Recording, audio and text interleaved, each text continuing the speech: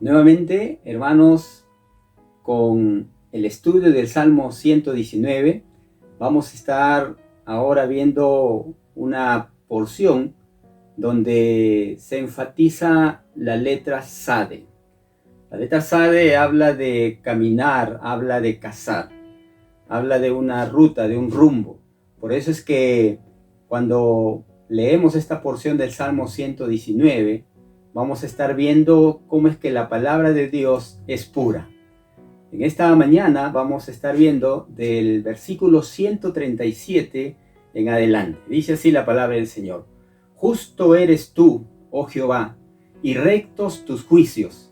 Tus testimonios que has recomendado son rectos y muy fieles. Mi celo se ha consumido, porque mis enemigos se olvidaron de tus palabras. Sumamente pura es tu palabra, y la ama tu siervo. Pequeño soy yo y desechado, mas no me he olvidado de tus mandamientos. Tu justicia es justicia eterna, y tu ley la verdad. Aflicción y angustia se han apoderado de mí, mas tus mandamientos fueron mi delicia. Justicia eterna son tus testimonios, dame entendimiento y viviré. Esta porción del Salmo 119 nos va a guiar a entender y ver cómo es que David concebía la palabra de Dios en lo profundo de su ser. Cómo es que al conocer uno a Dios en uno de sus atributos, uno inmediatamente, como respuesta a ese conocimiento de Dios, uno ama todo lo que tiene que ver con nuestro Creador. En el versículo 137, David comienza diciendo: Justo eres tú, oh Jehová, y rectos tus juicios. Qué importante es señalar esto, porque aquí está hablando de un Dios justo. Y le está diciendo David: justo eres tú. ¿Qué significa justo? ¿Qué podemos entender nosotros cuando David está expresando este término? Pues lo primero que se viene a nuestra mente es que Dios siempre hace lo que está correcto. El hecho de que Dios es justo significa que puede juzgar y juzgará entre el bien y el mal, y que administrará justicia de acuerdo a sus estándares. Al decir que Dios es justo, estamos diciendo que Él siempre hace lo que está correcto. Y no solamente eso, sino de que lo hace sin parcialidad y sin prejuicio. De modo que pensar en Dios como juez no es sencillo en este tiempo, porque lo que hemos visto a través de los medios de comunicación son jueces que no aplican justicia. Sin embargo, muchos de ellos tienen buenas intenciones y cometen errores. Pero cuando nosotros nos referimos a Dios como juez justo, nos asegura de que Él va a actuar como justicia y va a administrar justicia de una manera permanente. Por eso David empieza este salmo diciendo: Justo eres tú, oh Jehová, y rectos tus juicios. Une acá dos términos. Une el término rectitud y justicia. Y parecieran que estos dos términos van de la mano, porque en varios versículos del Antiguo Testamento nos menciona estas dos palabras juntas. Vamos a ver en Primera de Reyes, capítulo 10, versículo 9, que dice: Y alabado sea el Señor tu Dios, que se ha deleitado en ti y te ha puesto en el trono de Israel. En su eterno amor por Israel, el Señor te ha hecho rey, para que gobiernes con justicia y rectitud. Aquí la reina de Saba, cuando va a visitar a Salomón, luego de ver, luego de escuchar todo lo que él ha hecho durante ese periodo de tiempo que estuvo ella con Salomón, ella expresa de que Dios le ha hecho no solamente sabio, sino que le ha dado esa sabiduría para que él gobierne con justicia y rectitud. Más aún, en el libro de Job, capítulo 29, versículo 14, él expresa: de justicia y rectitud me revestía, ellas eran mi manto y mi turbante. Es decir, pareciera que en la Biblia la rectitud y la justicia son hermanas gemelas, que al parecer, al momento de nacer, muchos los han separado. Sin embargo, esto es una verdad absoluta dentro de lo que es los atributos de Dios. Ser justo es equitativo. Es decir, Dios siempre es equitativo en su trato con la humanidad. Él no hace acepción de personas. Cuando hablamos de que Dios es justo, estamos hablando de que Él no solamente evalúa, sino que toma las decisiones en base no a los méritos de la persona, sino a la objetividad que Él tiene. Por eso en Hechos 10:34 dice: entonces Pedro, abriendo su boca, dijo: en verdad comprendo que Dios no hace acepción de personas. Para Pedro, su cosmovisión era de que Dios solamente había elegido a los judíos, a los hebreos, y que Dios se podía comunicar solamente a ellos. Pero al ver él una visión celestial, él se da cuenta de que no es así. Y en la versión hispanoamericana dice: Pedro tomó entonces la palabra y se expresó en estos términos: ahora comprendo verdaderamente que para Dios no existen favoritismos. Fíjese cómo la versión Palabra de Dios para Todos expresa de esta manera: entonces Pedro dijo: ahora entiendo que de verdad para Dios todos somos iguales. Y la versión Dios habla hoy dice: Pedro entonces comenzó a hablar y dijo: ahora entiendo que de veras Dios no hace diferencia entre una persona y otra. Entonces, cuando hablamos de la justicia de Dios, estamos hablando de un Dios imparcial. Un Dios que no se mueve en base a los méritos de la persona, sino en base a su criterio, en base a su manera de ver, en base a la forma en que Él enfoca lo que va a producir su justicia. Cuando David termina esta porción, luego en el 138 dice: tus testimonios que has recomendado son rectos y muy fieles. Es interesante que cuando Dios va a destruir Sodoma y Gomorra, tiene una conversación con Abraham. Y en esa conversación, Dios le habla a Abraham su intención de enjuiciar, ¿no es cierto?, castigar a Sodoma y a Gomorra por los pecados que ellos habían cometido. Y Abraham, en esa conversación, en ese diálogo, le dice cómo un ser justo va a poder destruir, ¿no es cierto?, a personas que son justas. Y Abraham le dice: Señor, si hubieran 50 justos, ¿lo destruirías? Si hubieran 40, si hubieran 30, y lo bajó hasta 10. Es decir, Abraham aplicó a la justicia de Dios para que no destruya Sodoma y Gomorra, pero la orden había sido dada y Dios destruyó Sodoma y Gomorra en base a su justicia, no en base a la óptica de Abraham, que él tenía una forma de pensar en cuanto a quién es justo y quién es injusto, pero Dios veía en lo profundo del corazón. Entonces, cuando uno entiende que Dios es justo, uno automáticamente va a darse cuenta que la palabra de Dios también es recta y es fiel. Por eso el salmista dice: tus testimonios que has recomendado son rectos y muy fieles. Qué interesante que esta es la única vez en la Biblia que aparece esta frase, muy fieles. Es decir, hablando de la palabra de Dios, hablando del testimonio de Dios, muy fiel. No cambian, no mutan. Es decir, desde que Moisés recibió los 10 mandamientos en el monte Sinaí, han permanecido tal cual como Moisés lo recibió de parte de Dios. De modo que la palabra de Dios es digna de nuestra confianza. Y nosotros debemos confiar en lo que la palabra de Dios dice. Entonces ahí surge una interrogante: ¿es la Biblia confiable? ¿Es la palabra de Dios confiable?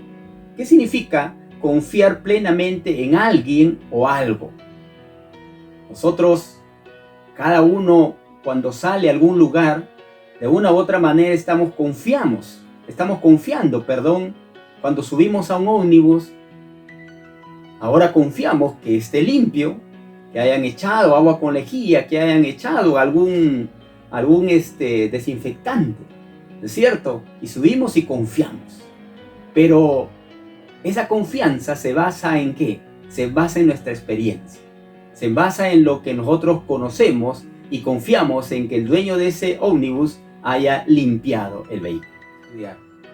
Y cuando nosotros hablamos de confiar en la palabra de Dios, usamos esa misma fe, pero desde un punto de vista de crecimiento espiritual, que esa fe de confianza al momento de salir a algún lugar. los que hemos tenido la oportunidad de viajar en un avión, ¿no es cierto? Nosotros hemos subido al avión y hemos puesto nuestra vida en manos de los ingenieros mecánicos, en los pilotos, en los controladores de vuelo, en los que se encargan de que el avión vaya de un lugar a otro. Y uno se pregunta ¿por qué? Porque hemos sabido de que ese avión sale de un punto determinado y llega a otro punto. No nos hemos pasado todo el avión, todo el vuelo en el avión con miedo, y si el piloto no sabe, y si me han engañado y han puesto a alguien que no sabe. No, nuestra confianza está en la garantía de que la empresa nos dice que nos va a prestar un servicio y ponemos nuestra confianza. Entonces, cuando nosotros ponemos nuestra confianza es porque basamos en testigos o en testimonios de otra persona.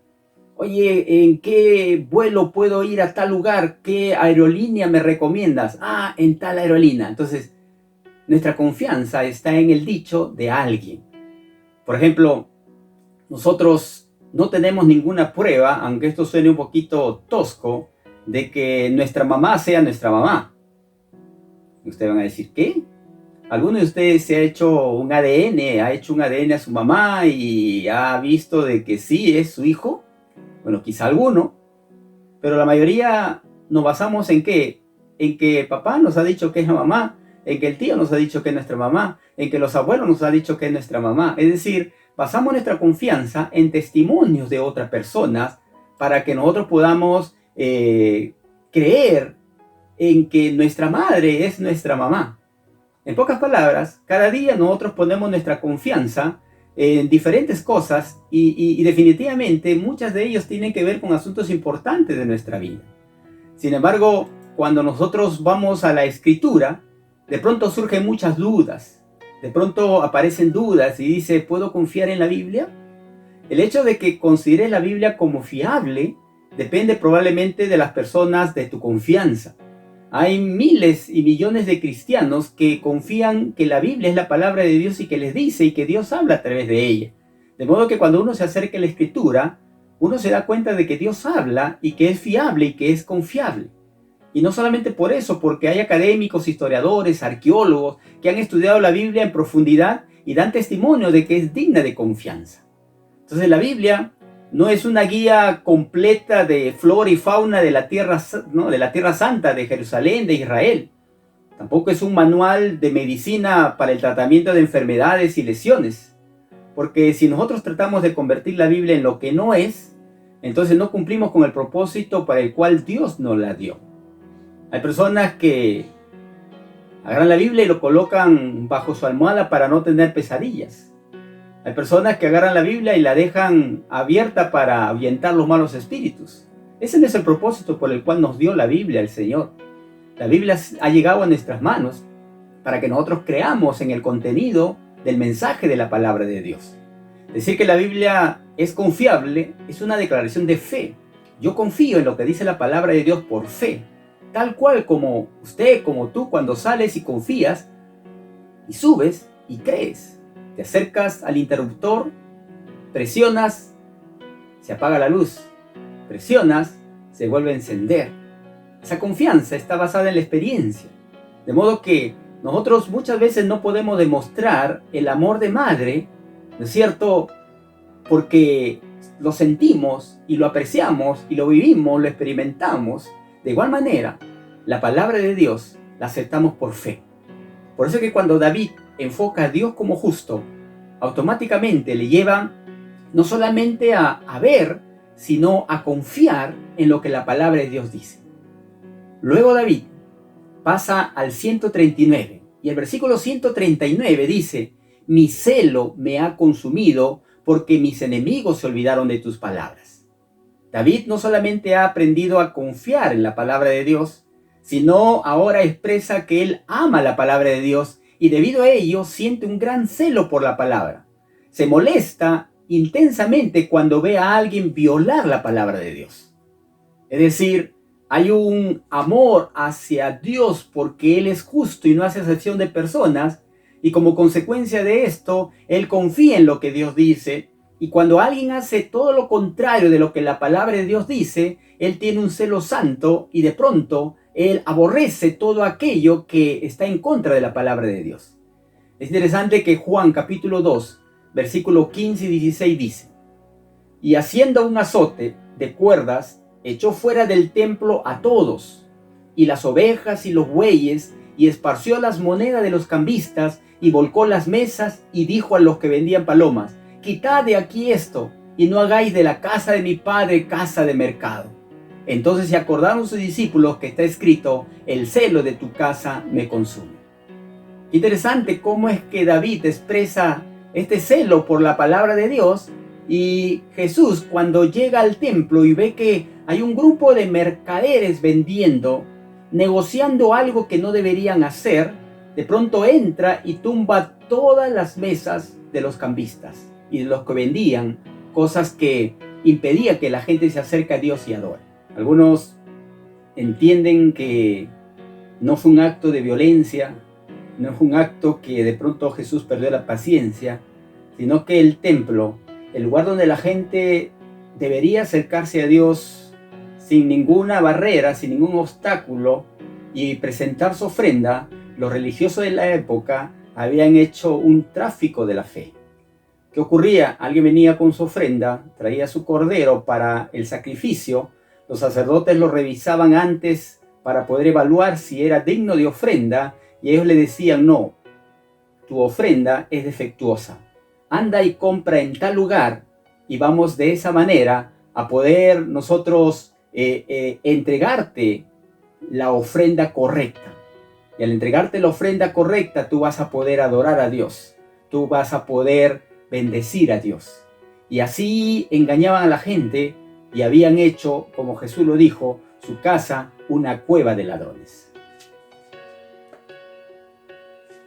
Es interesante que el apóstol Pablo también en Hechos capítulo 17, versículo 16 dice: mientras Pablo los esperaba en Atenas, su espíritu se enardecía viendo la ciudad entregada a la idolatría. Es decir, el apóstol Pablo, cuando llegó a Atenas, se dio cuenta que no habían personas que adoraban al Dios verdadero y sintió un celo santo por Dios. Y su espíritu, dice, se enardecía. La pregunta es: ¿qué experimentas tú, qué experimenta usted al ver nuestra sociedad en esta época? Hemos podido ver cómo que en Italia de pronto levantan la cuarentena y miles de jóvenes se vuelcan a las discotecas a tomar, a bailar, a festejar, según ellos, su libertad, sin que eso les abra los ojos para que ellos puedan darse cuenta la insensatez de sus actos les puede provocar la muerte. Y en muchos países ha ocurrido eso. Ahora, ¿a ti te molesta ver cómo las personas ridiculizan, quebrantan, menosprecian, ignoran la palabra de Dios? Hay un deseo de aquel que conoce que Dios es justo, de aquel que entiende que Dios es recto y que de pronto esa capacidad, ¿no es cierto?, hace de que tú de pronto ames la palabra de Dios, y ese amor por la palabra de Dios provoque en tu corazón un celo por las cosas de Dios. No un celo enfermizo, sino un celo que tiene que ver con el respeto a la autoridad de la palabra de Dios y al Dios de la Biblia. Luego en el versículo 140 David dice: sumamente pura es tu palabra y la ama tu siervo. Nuevamente reitera la pureza de la palabra de Dios. No solamente habla de que rectos son los mandamientos de Dios, sino que la palabra de Dios es pura.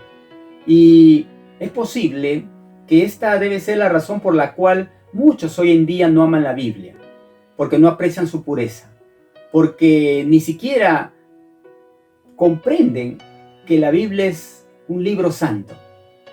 Te pregunto, ¿comprendes lo que significa amar la palabra de Dios? ¿Qué entiende usted por la pureza de la Biblia? ¿Cree usted realmente que la Biblia es palabra de Dios? ¿La Biblia es confiable? La Biblia no solamente te muestra tal cual como estás delante de Dios, sino te da promesas de bendición y te indica el camino en que debes andar. Proverbios 35 dice: toda palabra de Dios es limpia Él es escudo a los que en Él esperan. Importante es ver cómo la palabra de Dios en su totalidad es limpia. Y cuando uno reconoce que Dios es justo, empieza un amor por la palabra. Y ese amor por la palabra nos hace ver tal cual somos. Si Dios es justo, nosotros somos injustos. Si Dios es santo, nosotros somos pecadores. De modo que al abrir la palabra de Dios, de pronto te hace ver quién eres y en qué condición estás. Por eso el versículo 141, el salmista decía: pequeño soy yo y desechado, mas no me he olvidado de tus mandamientos. Interesante cómo es que el salmista comienza a expresar aquí que delante de Dios él era pequeño. ¿Es cierto? El apóstol Pablo, en varios versículos, él no solamente nos habla cómo él se ve delante de Dios, a pesar de los méritos que él tenía, a pesar de la capacidad intelectual, a pesar de el testimonio de ser un hombre religioso, un hombre intelectual de la época. ¿Qué es lo que dice Pablo? En Efesios 3:8 dice: a mí, que soy menos que el más pequeño de todos los santos, me fue dada esta gracia de anunciar entre los gentiles el evangelio de las inescrutables riquezas de Cristo. Él mismo se dice: soy el más pequeño de todos los santos. En 1 Corintios 15:9 dice: porque yo soy el más pequeño de los apóstoles, que no soy digno de ser llamado apóstol, porque perseguía la iglesia de Dios. En 1 Timoteo 1:15 dice: palabra fiel y digna de ser recibida por todos, que Cristo Jesús vino al mundo para salvar a los pecadores, de los cuales yo soy el primero. Como Pablo decía: soy menos que el más pequeño de todos los santos. Como decía: soy el más pequeño de los apóstoles. Y luego él decía: de los pecadores, yo soy el primero. ¿Por qué? Porque cuando uno entiende que Dios es justo y uno no lo es, uno se da cuenta de que nuestra naturaleza es pecaminosa y necesitamos la ayuda de Dios y necesitamos la palabra de Dios. Por eso el salmista en este versículo decía: mas no me he olvidado de tus mandamientos. David no solamente veía que Dios es justo y que esa justicia hacía de que él valore la palabra de Dios y la ame, y lo automáticamente lo hacía ver tal como él era. David tenía algo que pocos hombres tienen. Él nunca olvidó los mandamientos de Dios, aun cuando sucumbió temporalmente al pecado. Por eso él decía: mas no me he olvidado de tus mandamientos. Es decir, a pesar de que David pecó, a pesar de que David se sintió miserable, él nunca olvidó el lugar de la palabra de Dios en su vida. Es interesante que nosotros entendamos esto, porque muchos creyentes no terminan la carrera, no terminan su camino hacia ser como Cristo, y en medio de la ruta se desvían, se desaniman y se apartan del Señor. David, tal cual como cualquier hombre común y corriente, cometió pecados, pero él fue al justo, fue al santo, y pidió perdón y se arrepintió. Y es por eso que hay un pasaje bíblico que nos habla que David era conforme al corazón de Dios. Pero cuando nosotros retrocedemos en el tiempo, nosotros vemos que no es el primer hombre en la Biblia que es llamado justo. En Génesis capítulo 7, versículo 1 dice: dijo luego Jehová a Noé: entra tú y toda tu casa en el arca, porque a ti he visto justo delante de mí en esta generación. Interesante cómo es que un Dios justo puede dirigirse a un hombre pecador y llamarle justo. Dios vio a Noé justo. ¿Qué quiere decir esto? ¿Qué significa que yo, siendo pecador, puedo ser justo delante de Dios? Pues definitivamente sí. Y para muchos la respuesta se halla en Génesis capítulo 6, versículo 22. Dice: y lo hizo así Noé, hizo conforme a todo lo que Dios le mandó. ¿Por qué Dios consideró a Noé justo?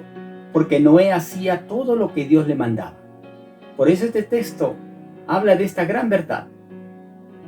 Dios le dijo a Noé, en medio de un desierto, construye un arca. Le llevó muchos años construir ese arca, pero obedeció al pie de la letra lo que Dios le dijo. Por eso Dios lo vio a Noé y lo consideró un hombre justo. Los primeros 7 versículos de Génesis capítulo 6 nos cuentan cómo Dios decide destruir al hombre por su maldad.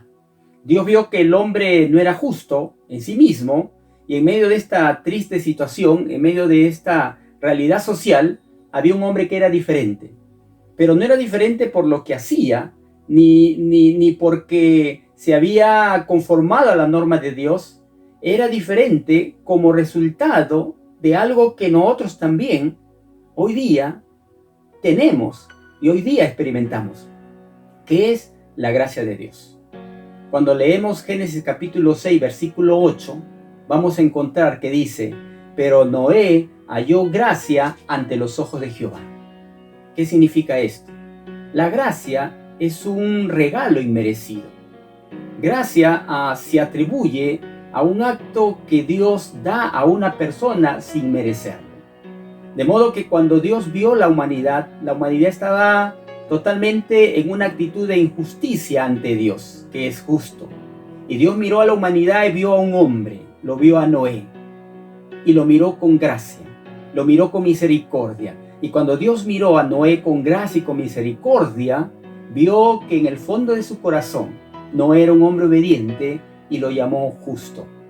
Por esa razón, la gracia de Dios siempre está y estuvo disponible a los hombres de la misma época de Moisés, pero ninguno de ellos lo buscó y ninguno de ellos lo halló. Porque si alguien hubiera corrido al arca y hubiera entrado, hubieran experimentado la gracia de Dios, hubieran experimentado el perdón. Noé halló gracia de Dios y se asió, se agarró de ella, se apropió de ella como si fuera suya. Por eso es que cuando leemos Hebreos capítulo 11, versículo 7, dice: por la fe Noé, cuando fue advertido por Dios acerca de cosas que aún no se veían, con temor preparó el arca en que su casa se salvase, y por esa fe condenó al mundo y fue hecho heredero de la justicia que viene por la fe. Mira, mi hermano, Dios es justo, nosotros somos pecadores. Dios es santo y nosotros somos pecadores. Aún dice la Escritura que nuestras justicias para con Dios son como trapo de inmundicia. Es decir, desde la planta de nuestros pies hasta la coronilla de nuestra cabeza, el profeta dice que somos podrida llaga. Y Dios nos mira a nosotros y nosotros hallamos el favor de Dios, porque el ente de Dios se llama Jesús de Nazaret. Y Dios nos mira a través de Jesús, y es ahí donde hallamos gracia. Porque en nosotros no hay ninguna facultad ni ningún acto que podría agradar a Dios. Porque nuestras obras son como trapo de inmundicia, dice Dios.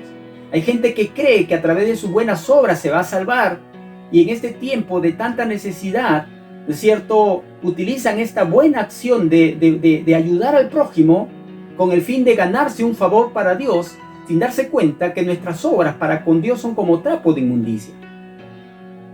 Bien, Efesios capítulo 2, versículo 8 dice: porque por gracia sois salvos por medio de la fe, y esto no es de vosotros, pues es un don de Dios, no por obras para que nadie se gloríe. Mucha gente incorrectamente cree que va a lograr su salvación haciendo buenas obras, cuando ninguna buena obra es perfecta delante de Dios, y la única buena obra que Dios ve perfecta delante de Él es la obra de Jesús en la cruz del Calvario. Y esa obra termina en esa frase que Jesús dijo: consumado es. Padre, en tus manos encomiendo mi espíritu. Cuando tú y yo, mi hermano, vemos a un Dios que es justo, a un Dios que es recto, inmediatamente vemos nuestra vida y de pronto vamos a valorar la palabra de Dios y vamos a confiar en la fidelidad de la palabra de Dios y vamos a amar la palabra de Dios, y la palabra nos va a hacer ver tan pequeños como somos. A pesar de los logros académicos que podamos tener o haber adquirido, la palabra de Dios nos hace ver, como Pablo decía, de los pecadores yo soy el primero. Pero ahí entra la gracia de Dios, que te coloca en los lugares celestiales, juntamente con Cristo. Ahí entra la gracia de Dios, que recibes perdón de pecado, vida eterna, vida nueva. Y esa gracia de Dios hace de que tú vivas ahora una vida de victoria y una vida diferente. Por la fe, Noé, cuando fue advertido de las cosas que aún se veían, con temor preparó el arca. Obedeció. Con temor obedeció a Dios. Y eso es lo que cambió en la vida de Noé. Y esto es lo que cambió en la vida de David. A pesar de lo pecador que era, obtuvo gracia delante de Dios. Y es lo que nosotros en esta mañana podemos obtener. Si nos hemos desviado del camino correcto, y el camino es Jesús, y de sus principios, podemos regresar. La palabra dice, si vuestros pecados fuesen como la grana, como la nieve serán emblanquecidos. Si fuesen rojos como el carmesí, vendrán a ser como blanca lana. ¿Por qué no te acercas a Jesús? ¿Por qué no le pides perdón? Dios es justo. Nosotros somos pecadores. Y a través de una oración, dile, Señor, yo quiero amar tu palabra. Y no logro amar porque no he entendido que es sumamente pura tu palabra. Y quiero hallar gracia y oportuno socorro para poder acercarme a ti. ¿Oramos? Cierra tus ojos ahí en tu lugar.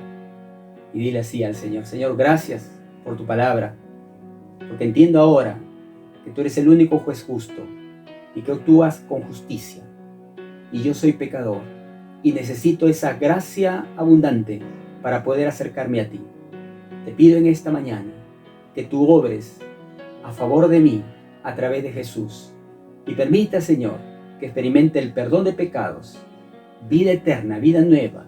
Mi nombre sea inscrito en el libro de la vida y quiero que Jesús sea mi Señor y mi Salvador personal. Y si ya lo es, quiero reafirmar mi compromiso contigo, Jesús. Te doy la gloria a ti, Padre. En nombre de Jesús. Amén y amén. Dios te bendiga, mi hermano, y adelante.